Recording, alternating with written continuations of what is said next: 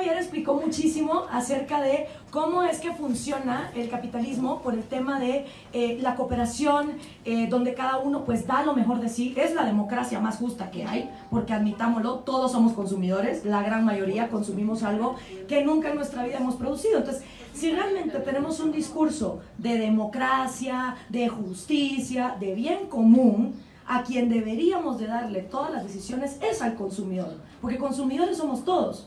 Productores no somos todos, trabajadores no somos todos, pero todos consumimos. Entonces, si realmente estamos por la igualdad y la democracia y el bien de la mayoría, debería de importarnos el sistema que es más justo con esa mayoría. Y si la mayoría somos consumidores, pues obviamente el capitalismo es el sistema que se acopla a eso. Ahora, capitalismo no es el mercantilismo estatal proteccionista lleno de privilegios que tiene a México en el puesto 76 en el índice de libertad económica mundial, o en el puesto 140 y algo a Argentina o a Guatemala en el 80 y pico. Eso no es capitalismo, ¿sí? Y el capitalismo no se cura, o perdón, mejor dicho, el mercantilismo estatal no se cura votando por socialismo. O sea, si tú estás encabronado con el mercantilismo estatal actual, no votes por socialismo, porque la cosa se te va a poner peor. Lo que deberíamos es de estar teniendo ofertas políticas que ofrezcan mayor libertad. ¿Las hay? No. Porque aquí hay una coalición que hasta está diciendo, para las jefas, 2.500 pesos al mes, porque se lo merecen. Bueno, y si la idea es tan buena, ¿por qué 2.500? No, mejor 4.000, mejor 5.000, mejor 2 millones de pesos, ya. O sea, si las ideas socialistas son tan buenas, ¿por qué no las llevamos al extremo? 10 millones de pesos todos los días para todas las viejas, ¿por qué no? Ah, pero eso no lo está proponiendo el Peligro para México. Eso es lo que está proponiendo el mercantilismo estatal del statu quo, ¿ok? Entonces, si estás enojado con lo que hay y tu obsesión es mirar a los países que están peor que tú, definitivamente no vas a salir del hoyo. Entonces, ¿cuáles son los valores supremos que el capitalismo defiende en el individuo? Bueno, se sostiene que hay 3 derechos, no hay más. ¿Ok? El derecho al PlayStation, el derecho al Internet y a los juguetes no son derechos. Necesidades convertidas en derechos no son derechos. Y para tú saber si algo es un derecho o una necesidad mal llamada derecho, es bien fácil. La pregunta que tienes que hacerte, número 1, es, ¿nací con ello, sí o no? Y la segunda pregunta que tienes que hacerte es, ¿alguien tuvo que renunciar a algo para yo tenerlo, sí o no? Si la respuesta a la primera pregunta es, sí, nací con ello, y no, nadie tuvo que renunciar a nada, felicidades, estás frente a un derecho. ¿Y cuáles son los derechos que tenemos los seres humanos? Nuestra vida, nacemos con ella, es bien fácil, no nos maten, no nos violen, no nos agredan, ¿sí? Nadie tiene que renunciar a su vida para que yo esté viva, ¿sí? Para que yo respire, nadie tiene que dejar de respirar. Nuestro segundo derecho es nuestra propiedad privada.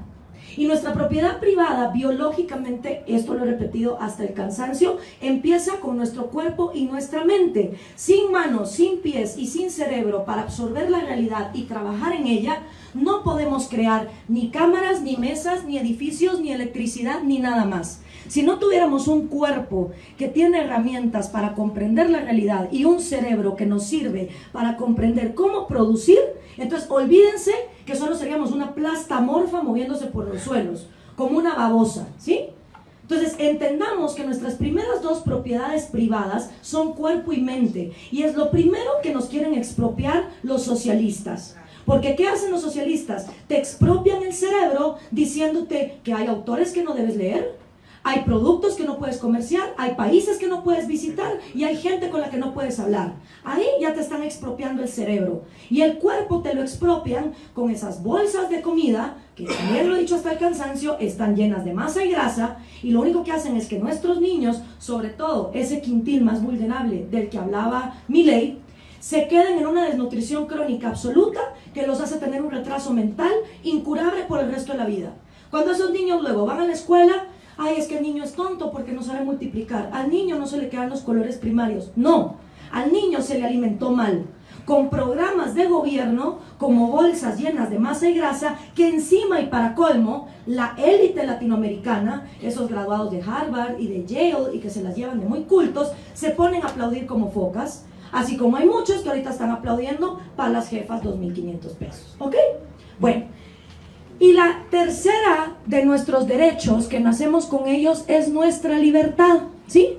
Nadie nace con una cadena y una bola de titanio para no poderse mover, ¿sí? Nacemos libres, libres de pensar, de expresarnos, de comerciar, de creer en lo que nos dé la gana, de asociarnos con quien nos dé la gana. Ese es el estado en el que nacemos. Si luego tenemos restricciones a nuestra propiedad con impuestos o con expropiaciones o con robos, o tenemos limitaciones a nuestra libertad, es porque alguien las impuso artificialmente, lo cual me lleva otra vez al punto. Capitalismo es libre mercado puro y duro, libre, totalmente libre, no donde unos productos son del Estado, no donde el subsuelo es estatal, no donde hay aranceles, no donde hay proteccionismos ni oligopolios. Eso no es libre mercado, eso no es capitalismo, eso se llama mercantilismo estatal. Y entonces te dicen, ¿pero qué hay de la desigualdad? Sí, porque a los socialistas les vale madres acabar con la pobreza. Con lo que están obsesionados en su infinita envidia es con la desigualdad. No puede ser que alguien tenga más que yo. Y según la teoría de la desigualdad, hay una lista mágica de cosas, de objetos, de chunches, que si todos tuviéramos, claro, nunca nos dicen cuál es esa lista mágica, no nos dicen cuántos yates, cuántos iPads, cuántos iPhones, cuántos inodoros, tenemos los 7.000 millones de seres humanos que existimos que tener para que finalmente haya igualdad y todos seamos felices. Eso considerando que todos los días se inventa un nuevo aparatejo. Entonces siempre vamos a ser desiguales en el último producto del momento. Pero los socialistas están obsesionados con la igualdad material. Y la teoría es, el día que todos tengamos la misma cantidad de PlayStations, de iPads o de qué sé yo qué, la maldad va a desaparecer del mundo. Ya no va a haber envidia, todos vamos a ser éticos y bonitos. A lo cual, como dice mi ley, y digo yo, bullshit.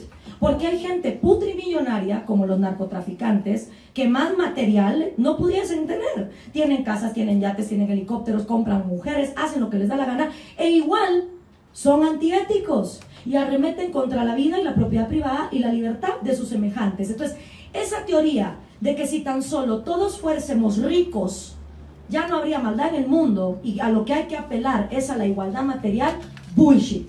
Porque al mismo tiempo hay gente en mucha pobreza que se levanta a las 5 de la mañana, que tiene 3 trabajos para sacar a sus hijos adelante y que jamás en la vida han robado. Entonces, no hay una correlación entre ser más ético y tener más plata. Eso es una cuestión personal. Y ahí es donde la gente cree que el mercado debe ser nuestro psicólogo, nuestro life coach, nuestro maestro. No, señores, el mercado es intercambio.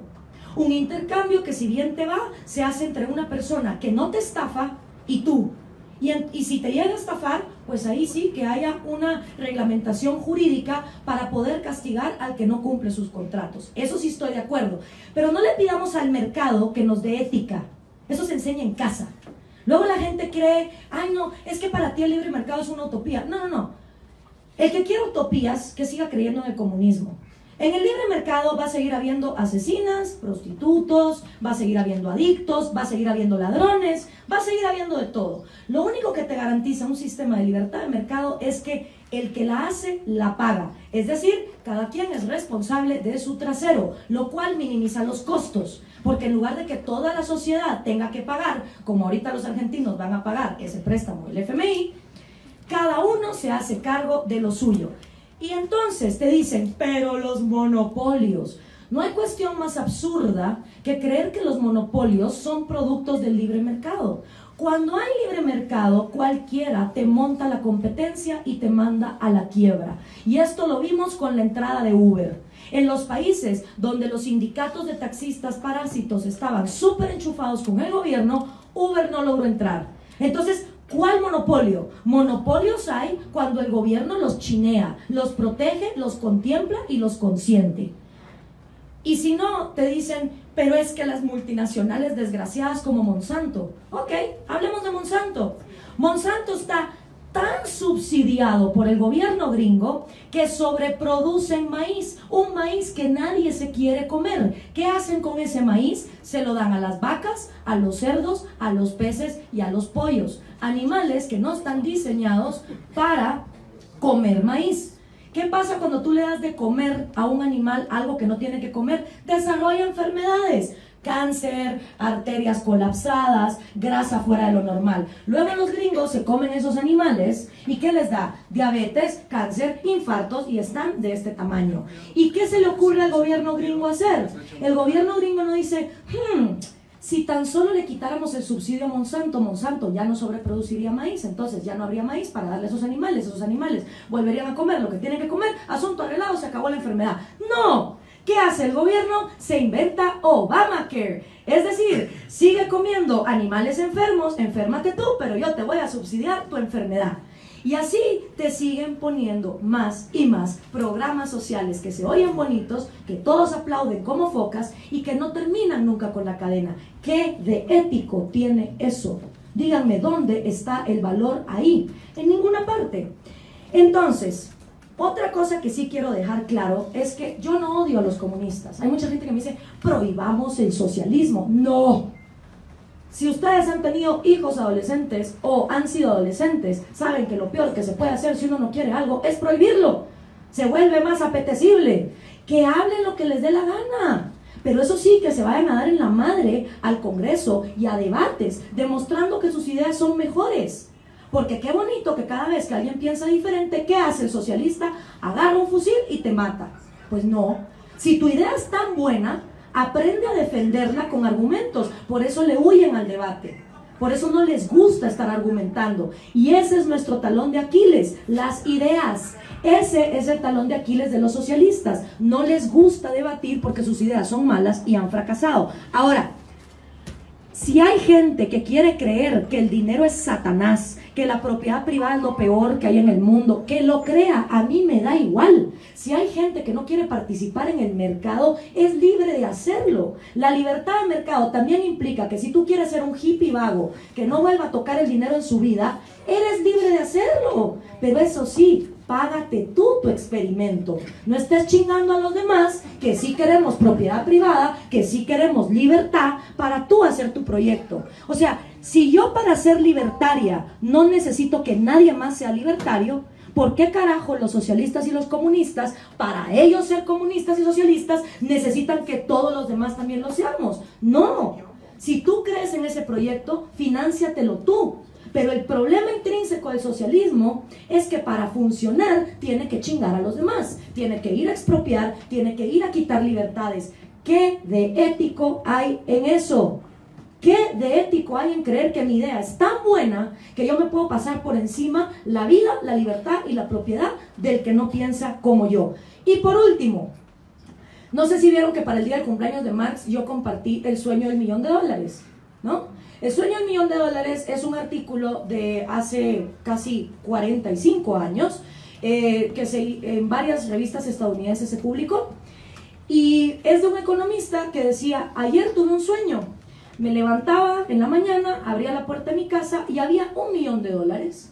No sé quién me lo había dejado, pero yo tenía $1.000.000. Volteo a ver a mi vecino, a él también le habían dejado $1.000.000. Volteo a ver al otro lado, él también tenía $1.000.000.